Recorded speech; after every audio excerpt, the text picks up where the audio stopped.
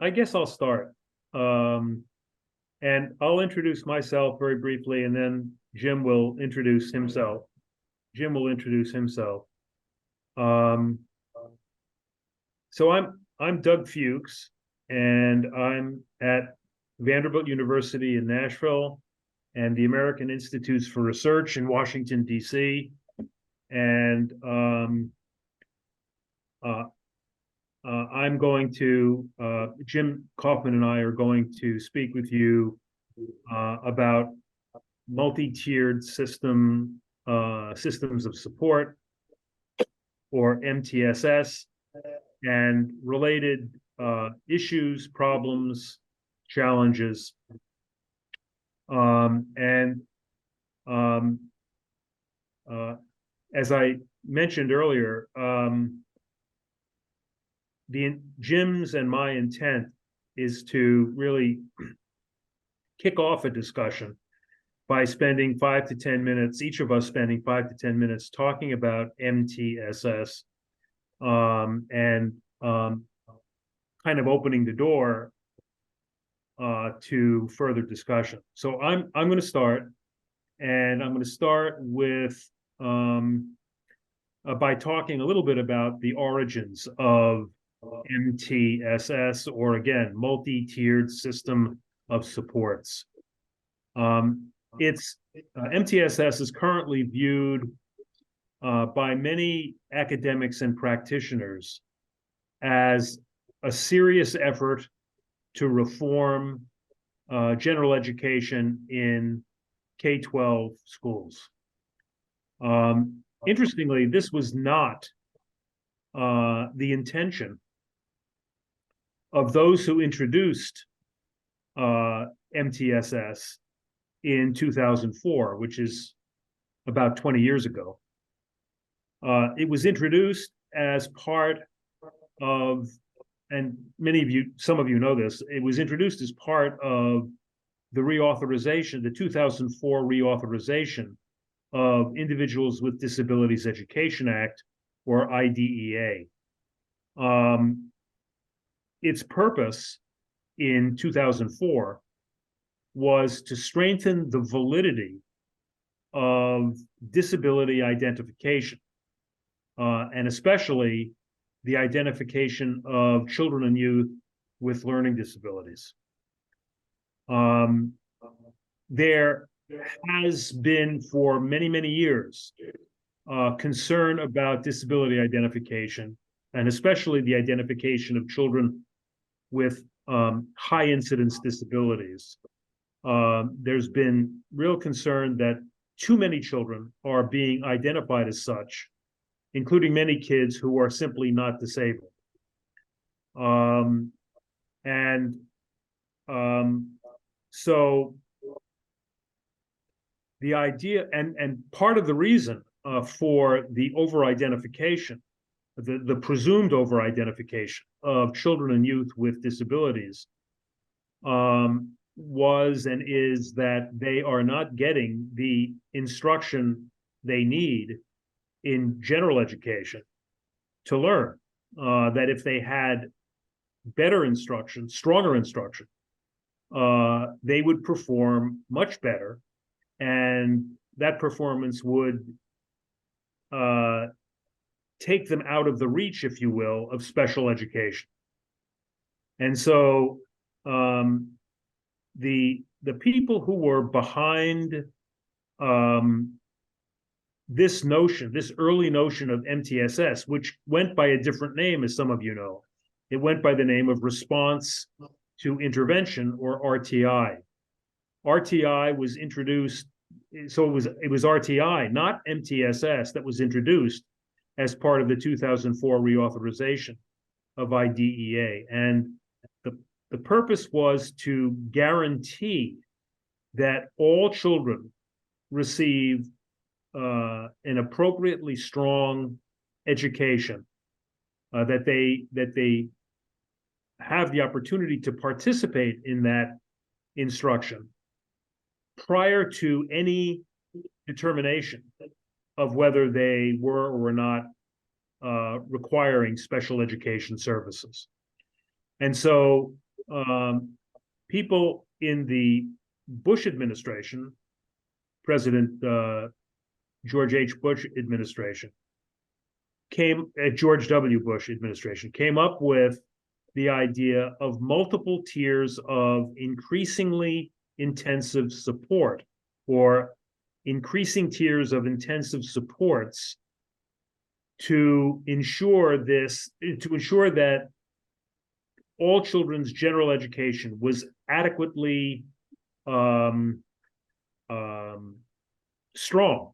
And so if a child was not performing very well in general education, instead of that child then being considered for special education, RTI argued that, the proponents of RTI argued that these children should then move to a second tier of general education instruction, where they would get instruction more tailored to their needs in small groups of whatever, 4 or 6 kids, and that their progress would be monitored at that second tier of instruction. And if they responded adequately to it, they would return to general education. If they did not respond adequately, they would go to yet an even more intensive tier of, again, general education instruction. So you see what RTI, what the proponents and the backers of RTI were about in 2004 was really a redefinition of general education. Instead of it being a single classroom where a child, succeeds or fails, general education was restructured into multiple tiers.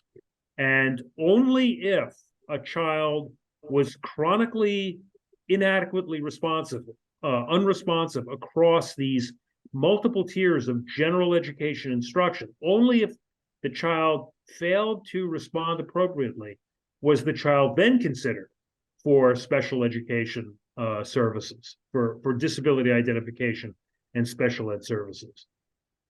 So that, in a nutshell, I think is a fairly accurate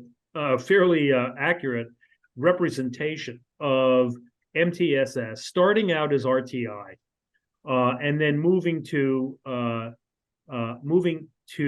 something that we now call MTSS. So the first point I want to make as a kind of reflection on what I've just said is that implicit in the use of MTSS, or in the reconceptualization of MTSS as a general education reform strategy, is that if it's done well, the presumption, one of the central tenets of those who strongly support MTSS is that it can help many children, and that it can make special education no longer necessary. That special education historically has been unsuccessful and wasteful of precious resources, and that MTSS, if done well, can make most of special education expendable. That's not me talking. That's the many of the people who have really changed our thinking about RTI as a disability identification aid or supplement to MTSS as a general education reform movement. And we can talk more about that, but I think the implicit message of special ed being a bad and MTSS being a good is rarely recognized and discussed. And my own view is that it's an unbalanced and unfair conception of special education, but we could get into that if we want to. I want to move to a related issue, and then I'll pass the baton to Jim. MTSS has been implemented by many schools, many practitioners across the country, and many of these folks have worked extremely hard in making MTSS work. And I know this firsthand because I've worked with schools in various places. And I have the utmost respect for practitioners who have worked hard to make MTSS effective. But I will tell you that bottom line, most, not all, but most efforts have not been successful. And there are multiple reasons for this. I will mention two. One is that MTSS is very complicated. It is a highly complex, multifaceted reform, and I don't think that its complexity has been given sufficient thought over the years. The second reason why it has largely failed is because there is an absence of necessary instructional expertise to make tiers, the more intensive tiers, effective. In other words, what's really required to make a tier 2 or tier 3 part of MTSS work is educators who have instructional expertise. And for many reasons, there is, in many schools, an absence of that expertise. And schools of education are not going to be coming to the rescue anytime soon, partly because many schools of education are enthralled to ideas of constructivism, which often work against instructional expertise, and are enthralled with inclusion, which sometimes works against placing kids temporarily in places outside of general education for stronger instruction. And also, schools of education are trying to prepare young people for a marketplace that no longer really puts a strong premium on instructional expertise. So I'm going to stop there and pass it over to Jim. And Jim, why don't you tell people who you are and what a great career you've had and whatever else you want to say. Oh, thank you, Doug. My admiration for Doug is very, very high. I think he knows a lot more than most people about the problems of implementing MTSS successfully. And he and his wife, Lynn, have done remarkable work in this area. I'm an old man. Next week, this time, I'll be 83. And I've had the privilege of being a faculty member at the University of Virginia. I retired in 2003. So I've been retired for 20 years. I have been privileged to be the husband of two very, very fine teachers of special education.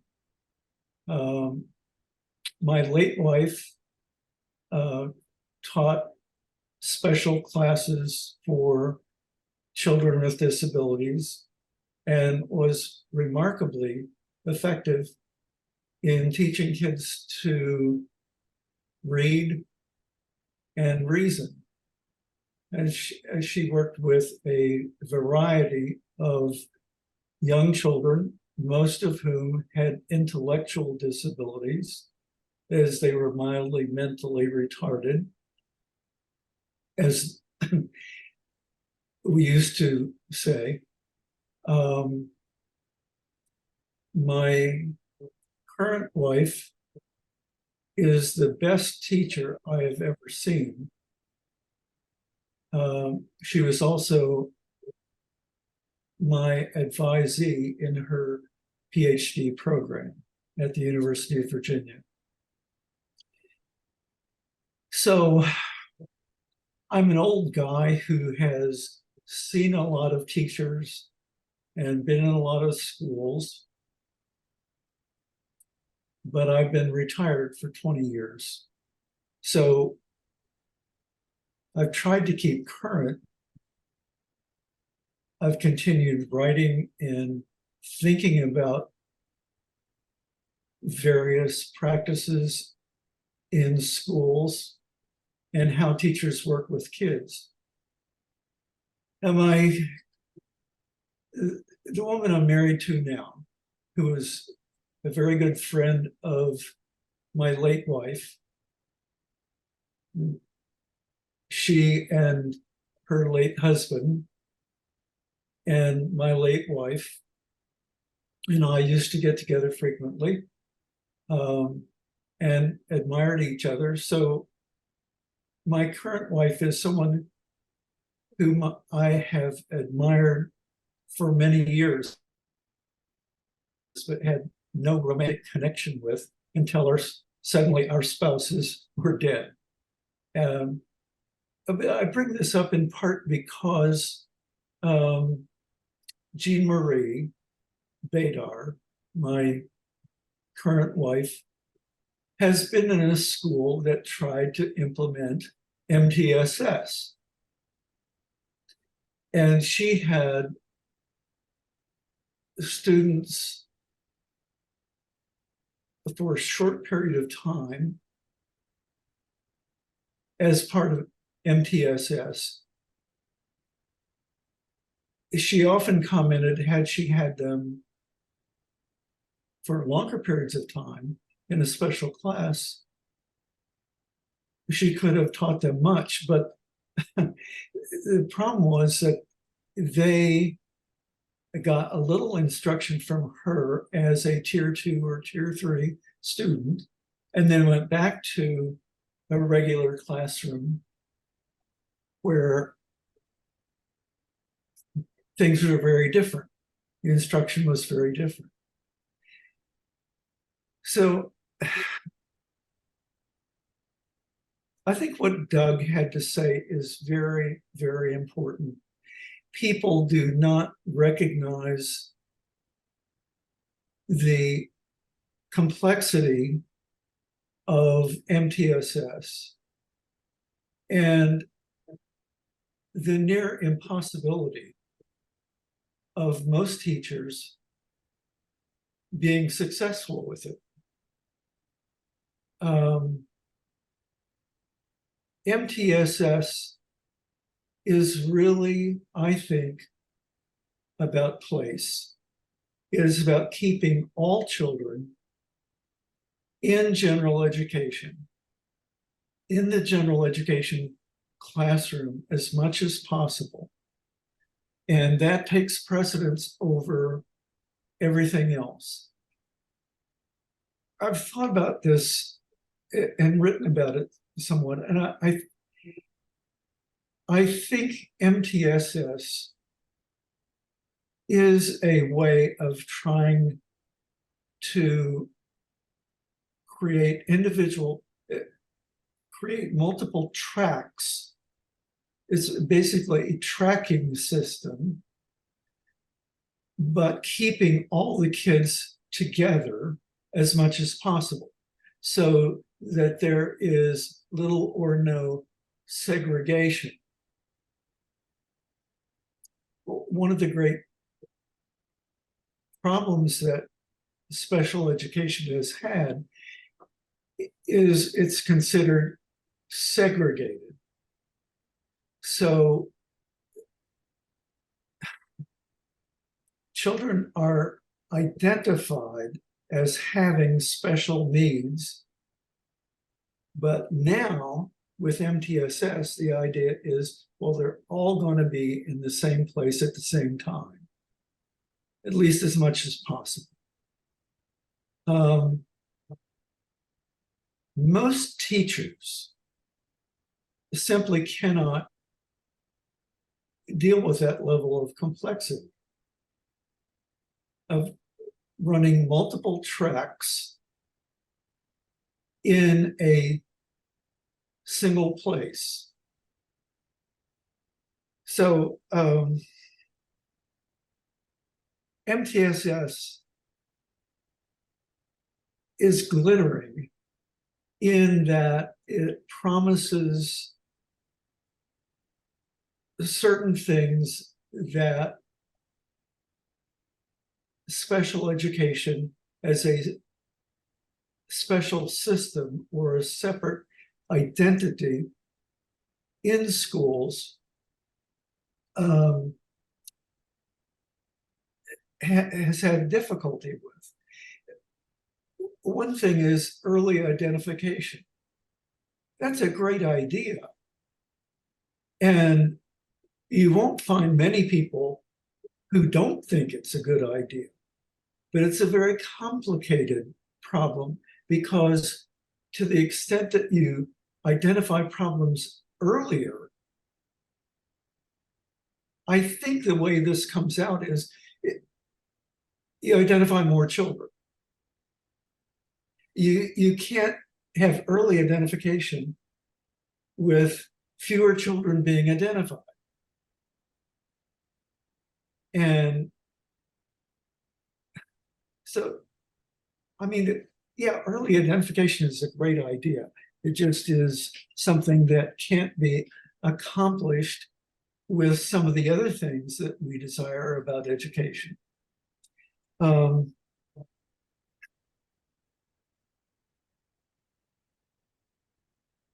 It's good to have identification that is spot on, that is correct.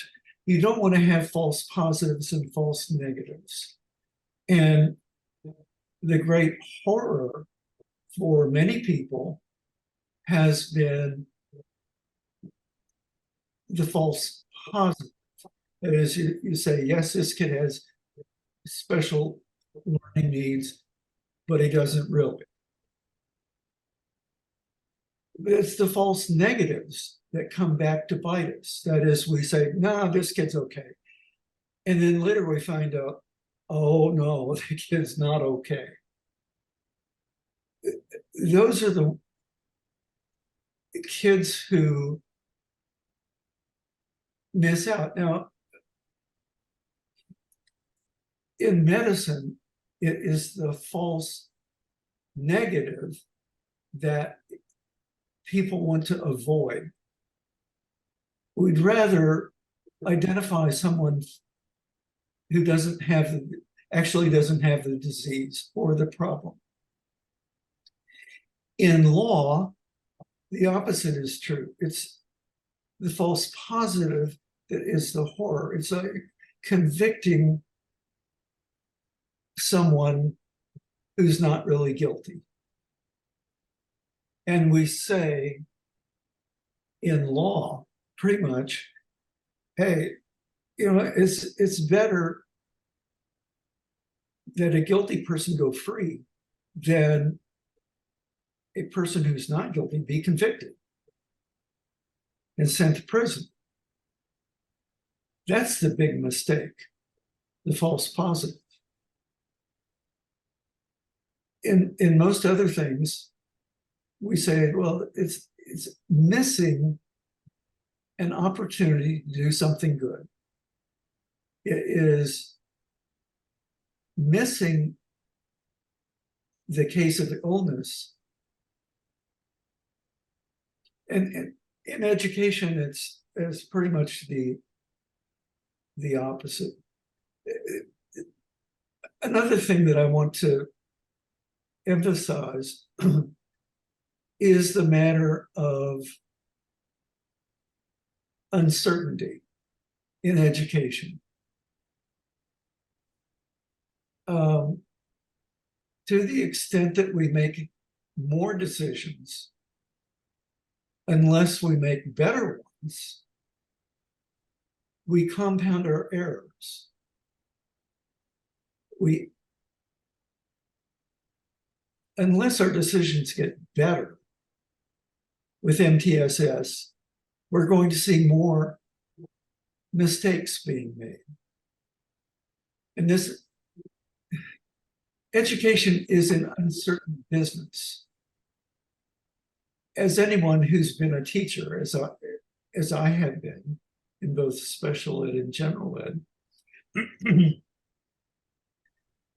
you're never sure that it's time to move on, or that a child actually has a concept. You're always in danger of making an error.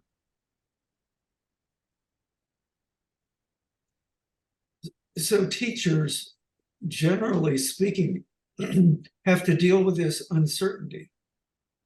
Teaching younger kids is more difficult, in part because you have to make decisions sometimes while you're teaching. As students get older, you have more time to reflect on what they actually know or don't know, or whether you should go on or repeat a lesson. But with younger kids, you have to make these decisions sometimes while you're teaching. So I don't know. I don't want to speak too long or confusingly here, but MTSS is a great idea, except that most people can't do it. And I was reading today in the Washington Post an article about ideas about governing, and how the way to make sure that government doesn't work is to embrace an idea that sounds good, but when you think about it a little bit and what it requires, it makes government impossible.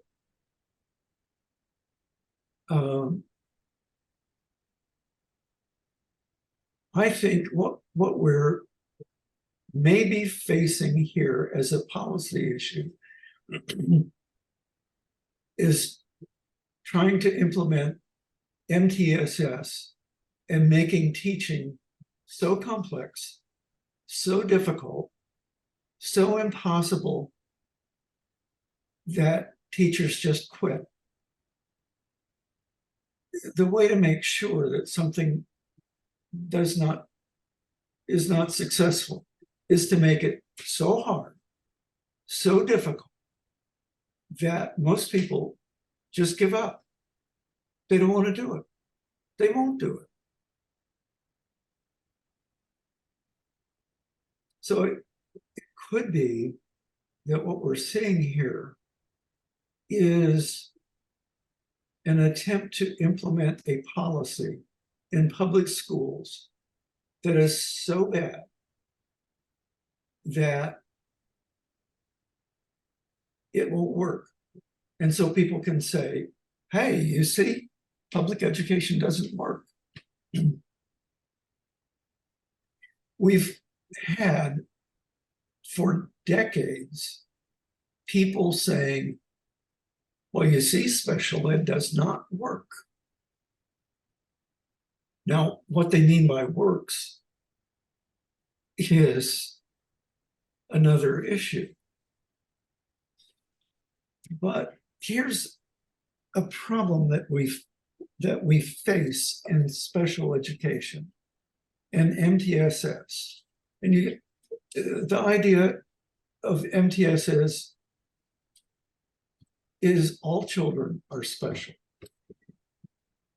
So you have to wonder, how do we avoid the Georgia Orwell notion of speciality? Remember that in Animal Farm, I think it was Snowball, said, yeah, all pigs are special, but some are more special than others. And or all pigs are equal, but some are more equal than others.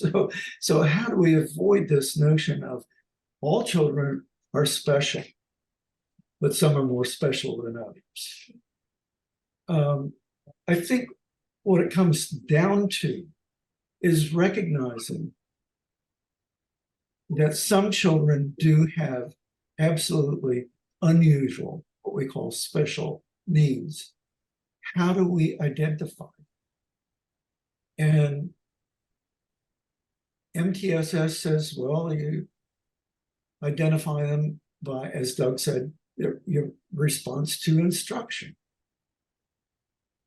But the problem is that most teachers cannot implement instruction that is special for all children.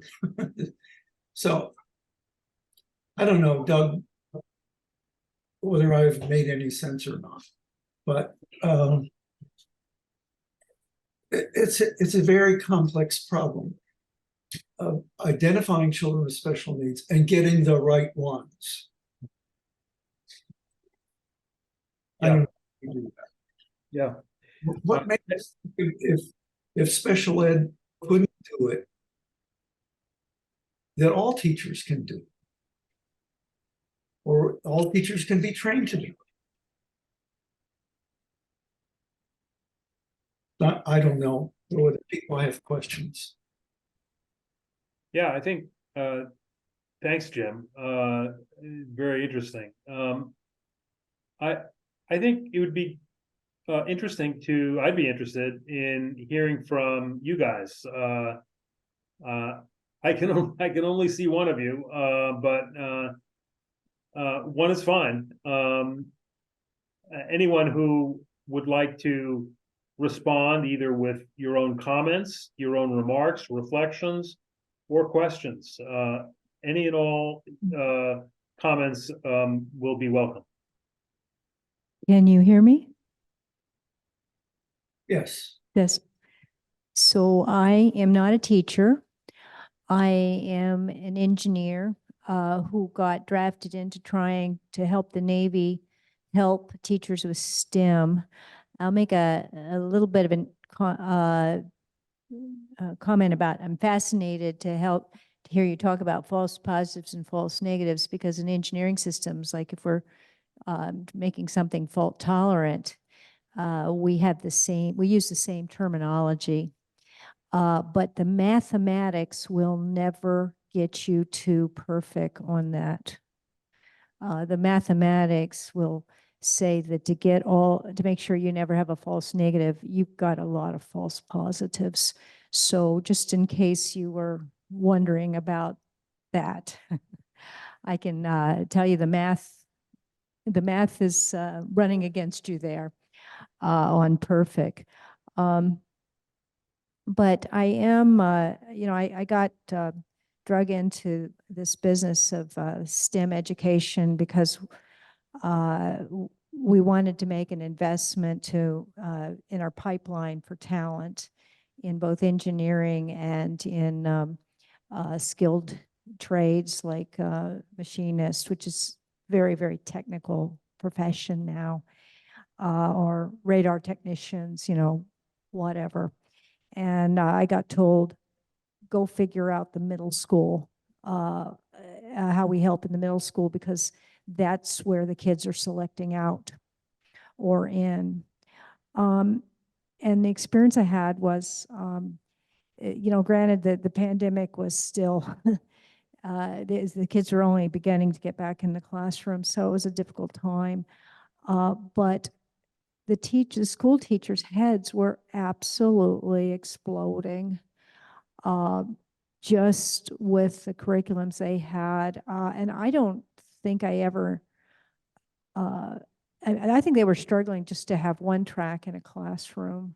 I came through when you were tracked into different classrooms, and I don't think that was such a great or that served the kids who were not in the top tier at all personally. And then I was maybe a false negative or something on that. But they were just swamped. What can be done to enable teachers to be able to be more creative in the classroom, working with different students? Is it extend the school day? Is it year-round schools? There are proponents for those. So if you'd comment on how we free up the teacher to be able to do this, I'd appreciate that. You want to speak to that, Doug? Well, the short answer to that very good question is this is a multiply determined phenomenon. That is the failure of many, not all by any means, but the failure of many general classrooms to adequately address, forget about all kids, I would say most kids. And there really is, I don't mean to cast up, Jim and I don't mean to cast a pall on all of this, but we're both, I think, generally positive people who want to help others make a difference and improve education for our K-12 population. It's extremely important. It's a matter of I would hope it's a matter of utmost importance and security for the country. But there are daunting issues, there are daunting challenges, and they need to be identified. They need to be fully understood.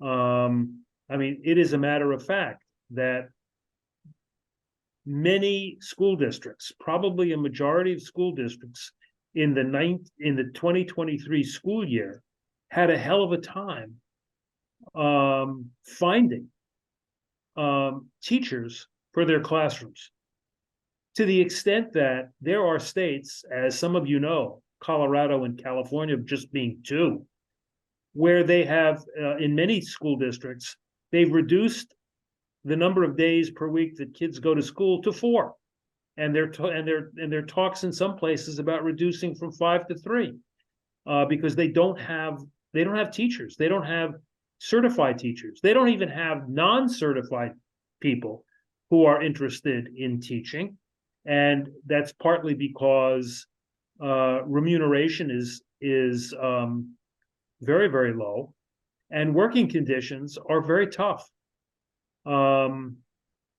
And you especially find this, I don't mean to interject politics here, but frankly, I don't know how we can talk about this general issue without recognizing politics. One of our political parties has been working for the last decade or two very hard, and in some places successfully, to defund the public schools. So schools don't have resources. That's one really, really important issue. Another important issue is that schools of education are oftentimes, not always, but oftentimes doing a poor job of preparing the young people who want to learn to be effective teachers. And in the area of reading, for example, how do we teach children to learn to read when 40% of fourth graders in this country are one grade level or more below fourth grade? And how do we do that when professors of education in many places refuse to teach what's called the science of reading? We know how to help most kids learn to read. And these professors of education, many of them, refuse to use the science of reading. Now, there are all kinds of reasons and discussion we can have about that. We don't have the time to get into it, but that's another reason. why when we go into general classrooms or when we look at data from general classrooms, we see such low achievement. So there's no one answer to your question. It's a good question. It's an important question. But I think, I don't know. I think that the country is right now is distracted. It's distracted by many things, and I understand it. But unfortunately, one of the things that it's not paying attention to is how poor general education instruction is in K-12 schools, not everywhere, but in many, many places. And it's a huge issue. Yeah. Something you said really made me think about this. How do you make teaching less difficult or more difficult? And what do we do about it? Well, here's one aspect of difficulty of teaching, I think, is the number of children you have or the number of students you have.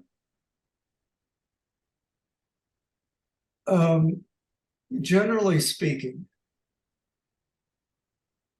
more students means greater difficulty. There are college professors who teach huge classes, and so adding a few more doesn't make that much difference. But when you're talking about public school teaching, more students makes teaching more difficult, I think. But one thing for sure is that making the group more varied in certain ways, increasing the diversity of students you have is one way to make teaching more difficult. Now, diversity needs to be qualified. Some diversities don't make things more difficult.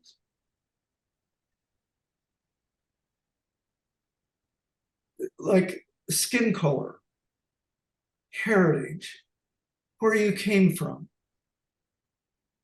how affluent your family is. Those are diversities that make little difference in instruction. But one thing does make instruction more difficult, and that is the diversity in what kids know and need to learn.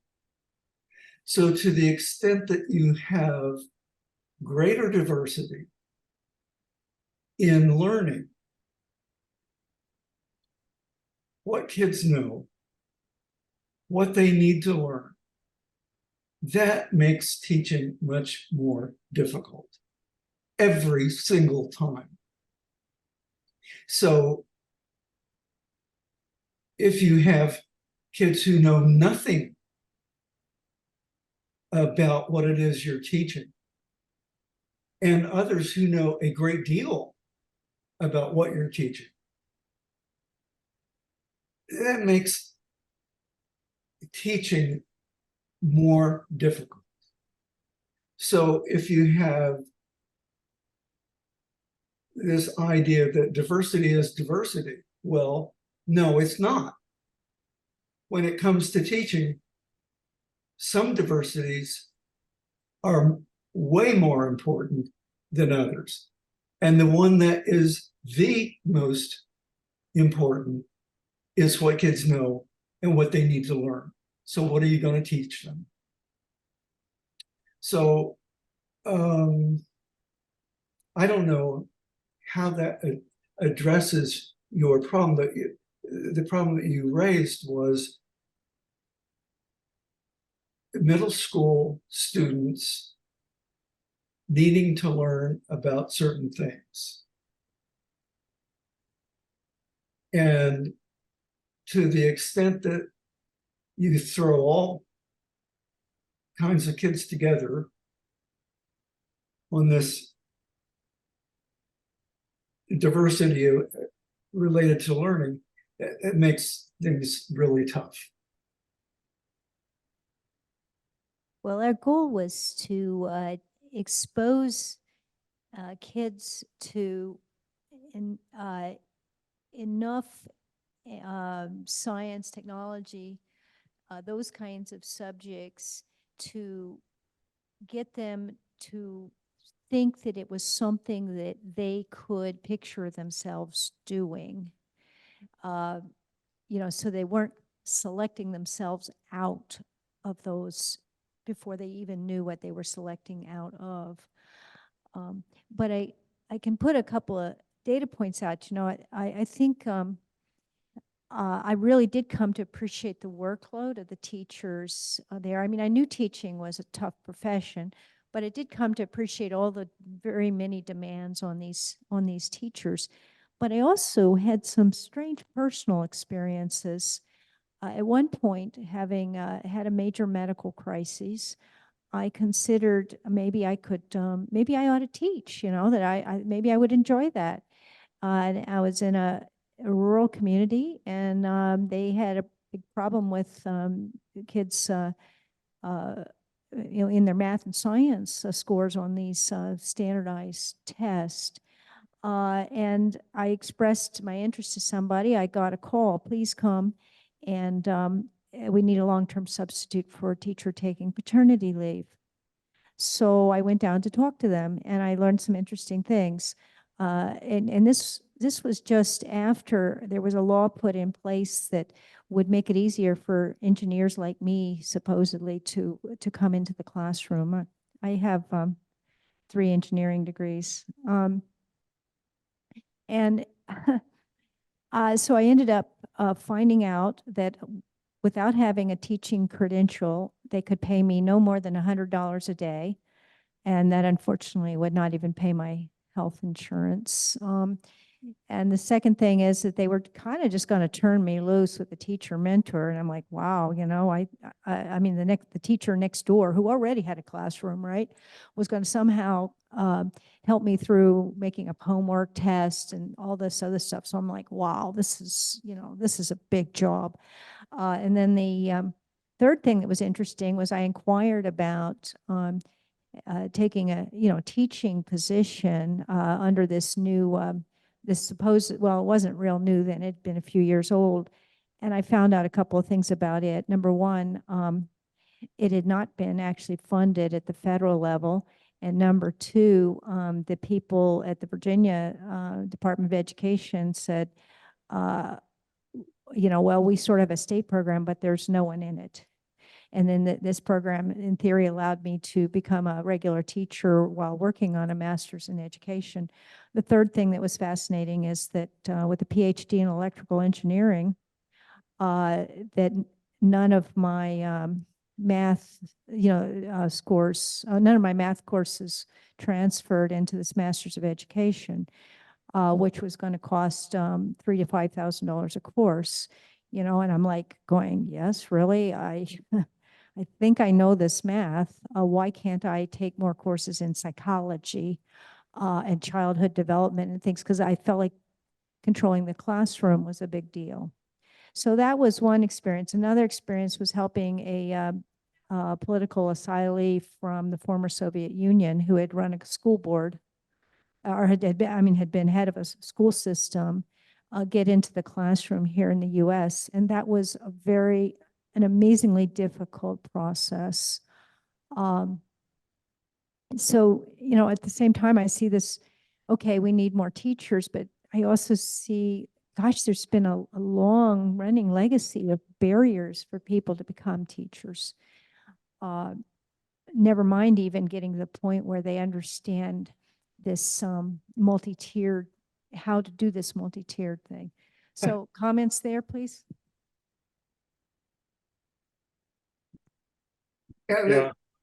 preparing teachers is a very, very difficult thing. And I see what you're talking about barriers, about having to take courses that frankly are irrelevant or worthless for teachers. But just because you know something does not mean that you can teach it. So there are certain skills in teaching that are important, but many programs, as Doug mentioned, are constructivist notions about how you go about this. So it's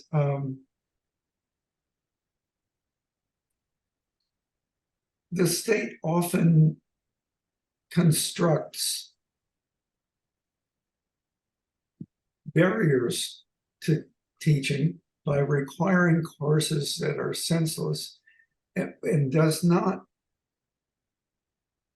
account for the ability to teach what you know. Doug may have more comments. I wonder if there's anybody else who would like to ask Jim or me some questions or offer some reflections. Yes, and the Q&A, we have a couple of questions. I don't know if you want to read it yourself or should I? So, maybe I can do it. Yeah. So Vitaly Stoliarchuk says, greetings to all. Your thoughts on the statement, performance, durability, and innovation are key factors to keep in mind when developing a new product. What can be added to it? And I don't know if I should read the other comment too. Yeah. Yeah, I mean, I saw that in the chat, and I mean, I'd love to be able to respond. Maybe Jim can, but I don't quite know. I don't really quite know what to make of that, frankly. Performance, durability, and innovation are key factors to keep in mind when developing a new product. What can be added to it?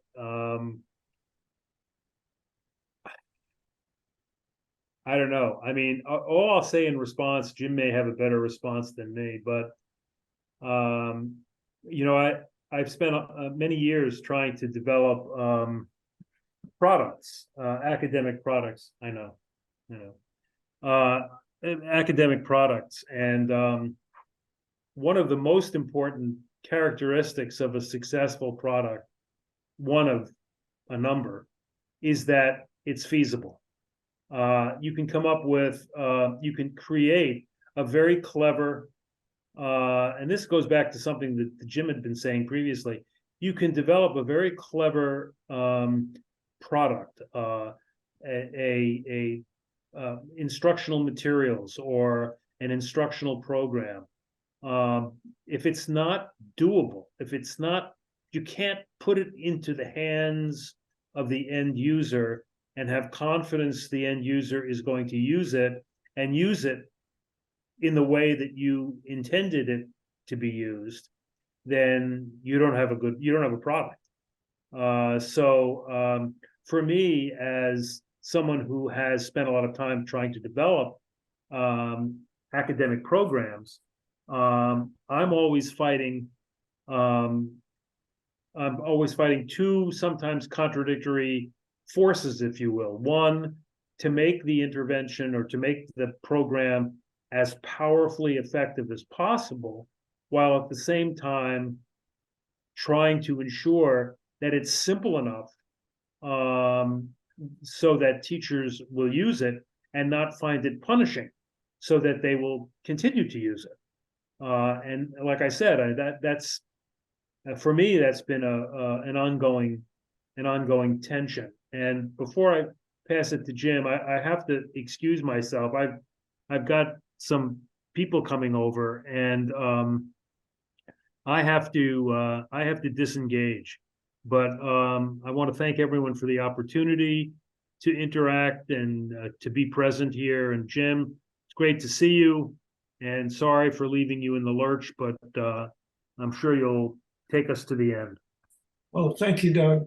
And I think our time is very close to up anyway, but I have great sympathy for what you said, that there are two problems that we face. One is, as you said, making the intervention or program simple enough that people can use it with a reasonable amount of training. You can make it so difficult that people don't use it. The other issue is it really something that works? Regardless of the training or the ability of people to do it, does it in fact work? And what does work mean? In education, a lot of people say, oh, this works. But what is their criterion for working? Some things are better than others. Some things are easier to do than others. Some things produce greater gains than others. So I think there are two issues. And one is the outcome of the intervention or program, whatever you have. The other is, will people use it? And finding the balance there is really important. Yeah. I think both things are very important. The idea of somebody. I gotta go. I gotta go. Yeah. Okay. Bye, Doug. Bye. The idea of somebody doing something without any training at all is pretty bizarre. And I want to mention one other thing, and this is related to all teaching, I think. I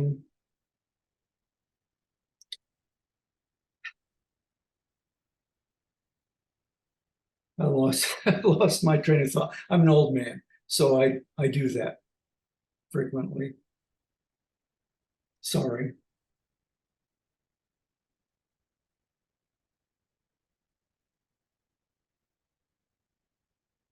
Well, I think folks here do appreciate all two or three of us, you all's time.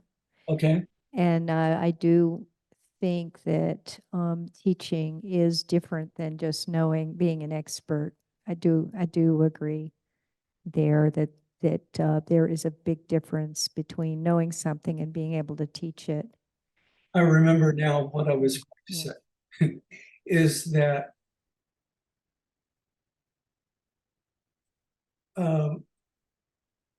specialization is very important in all teaching. That's why we have music teachers and phys ed teachers and so on. The idea that people can't specialize or shouldn't specialize or needn't specialize is peculiar in education. Because in building, in engineering, I mean, you have electrical engineers and you have civil engineers and you have engineers who do various things. They specialize. Same is true in medicine, in law. I can't imagine people saying, oh no, you don't need to specialize in flying. If you can fly a plane, you can fly any plane, and you can do so for any reason, for any purpose.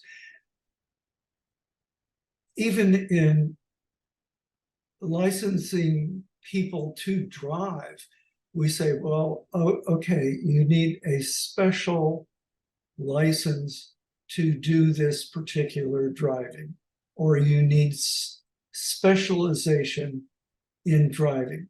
Driving a race car is not like driving in ordinary traffic. Driving a school bus, driving earth-moving equipment, driving a semi-trailer, you need to specialize. You need some special training.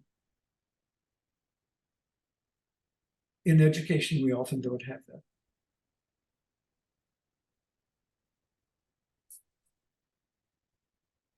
Thank you so much, James. Thank you. We are running out of time.